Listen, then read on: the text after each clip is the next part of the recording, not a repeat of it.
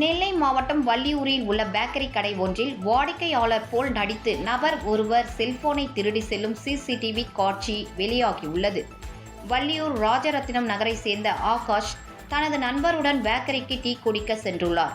2 போன்களை பயன்படுத்தி வரும் ஆகாஷ் டீ குடிக்க உட்கார்ந்திருந்தபோது ஒரு போனில் அழைப்பு வர மற்றொரு போனை தான் இருந்த இடத்திலேயே வைத்துவிட்டு மற்றொரு போனில் பேசிக் கொண்டிருந்துள்ளார்.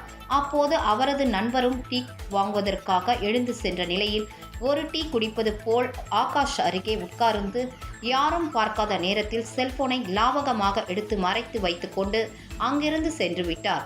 பின்னர் செல்போன் இல்லாததை கண்டித்து அதிர்ச்சி அடைந்த ஆகாஷ் சிசிடிவி கேமராவை பார்த்தபோது வாடிக்கையாளர் போல் நடித்து செல்போனை திருடி சென்றது தெரிய வந்தது. அது குறித்த வீடியோ சமூக வலைதளங்களில் வைரலாகி வருகிறது.